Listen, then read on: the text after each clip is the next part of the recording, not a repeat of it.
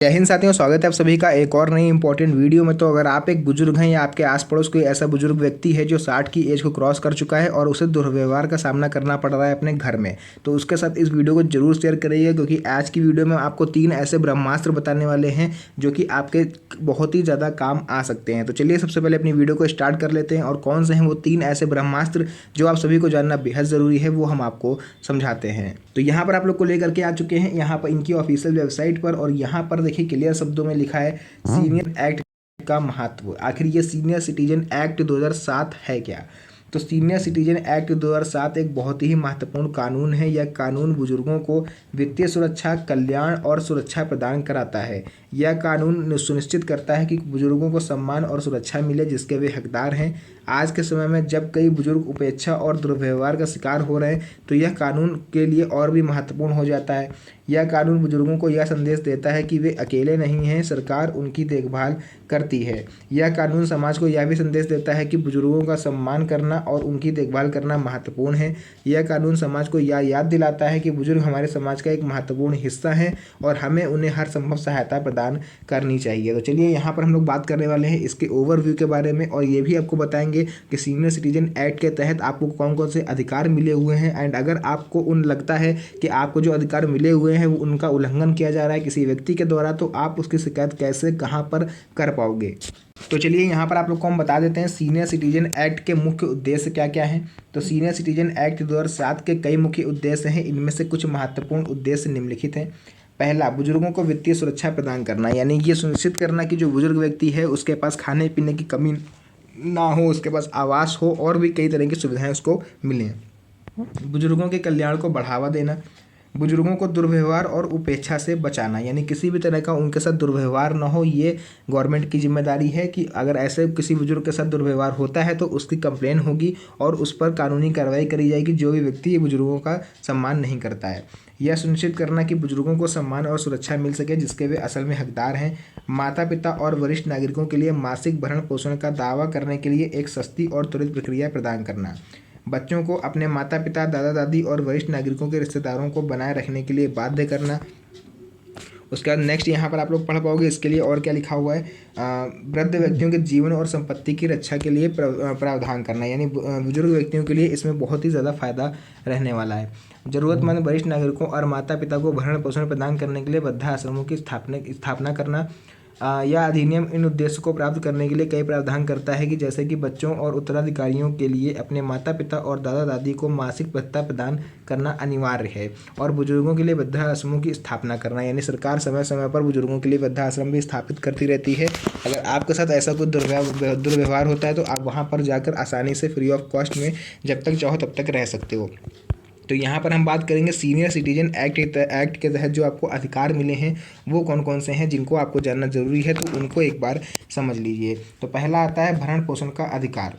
इस अधिनियम के तहत बुजुर्ग अपने बच्चों और उत्तराधिकारियों से भरण पोषण प्राप्त करने का दावा करने का अधिकार रखते हैं, और यदि वे अपना भरण पोषण करने में असमर्थ हैं, भरण पोषण में भोजन, वस्त्र, आवास, चिकित्सा देखभाल और अन्य आवश्यक चीज़ें शामिल होती हैं। यानी बुजुर्गों को ये अधिकार देता है कानून कि अगर आप चाहो तो अपने बच्चों को और अपने जो भी आपके उत्तराधिकारी हैं उनसे आप भरण पोषण जो है प्राप्त करने का कानूनी रूप से अधिकार रखते हो। सुरक्षा का अधिकार।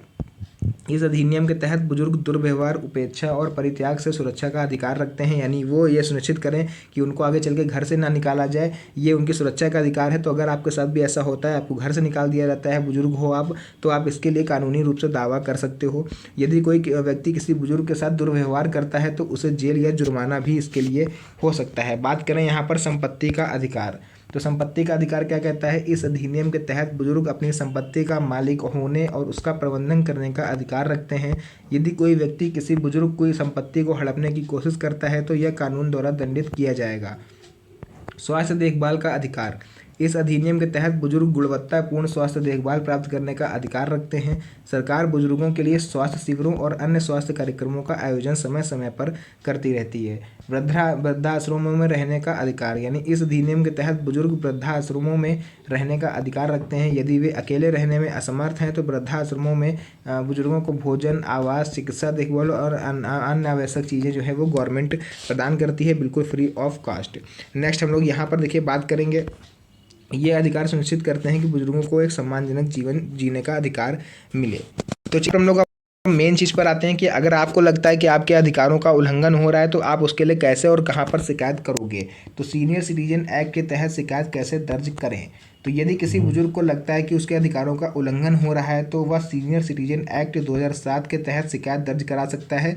शिकायत दर्ज करने की प्रक्रिया जो है वो हम यहाँ पर नीचे आपको बताने वाले हैं। तो सबसे पहले देखिए आपको क्या करना है। सबसे पहले आपको शिकायत करनी है। कहाँ पर करनी है। सबसे पहले बुजुर्गों को अपने क्षेत्र के संबंधित प्राधिकारी या फिर आप संबंधित थाना क्षेत्र में जा करके जो भी वहाँ अधिकारी हो उससे बात करिएगा। उनको एक लिखित शिकायत आपको दर्ज करानी होगी, यानी आप लिखित रूप में अपनी शिकायत दर्ज कराओगे। शिकायत में उल्लंघन की प्रकृति यानी किस तरह के अधिकार का हनन हो रहा है आपका, उसकी तिथि और समय, और उसमें जो जो व्यक्ति शामिल हैं उन सबका नाम आपको लिख करके दे देना है। जैसे आप ना ये सब कर लोगे उसका जांच करी जाएगी। शिकायत प्राप्त होने पर प्राधिकारी जो भी होगा उस मामले की जांच को करेगा। इसमें गवाहों से पूछताछ करना और सबूत इकट्ठा करना शामिल हो सकता है। यानी कई तरह के जांच के बाद अब आएगी इस पर होगी सुनवाई। सुनवाई क्या होगी। जांच पूरी होने के बाद प्राधिकारी एक सुनवाई आयोजित करेंगे। सुनवाई में बुजुर्ग और आरोपी दोनों को अपना पक्ष रखने का जो अवसर है वो प्रदान किया जाएगा। इतना सब कुछ हो जाने के बाद अब यहाँ पर पारित होगा आदेश। क्या आदेश पारित होगा। सुनवाई के बाद प्राधिकारी एक आदेश जारी करेंगे। आदेश में प्राधिकारी आरोपी को बुजुर्ग को मुआवजा देने या अन्य सुधारात्मक कार्रवाई करने का आदेश दे सकते हैं। अपील।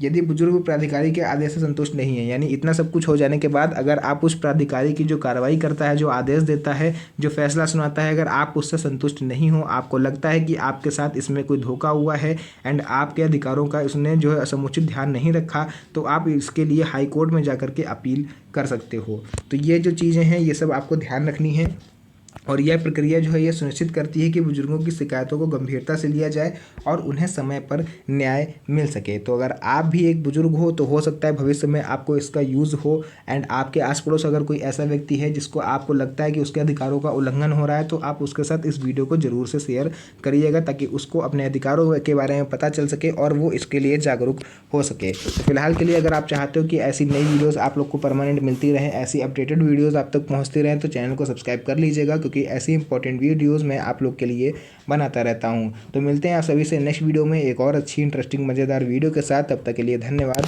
जय हिंद।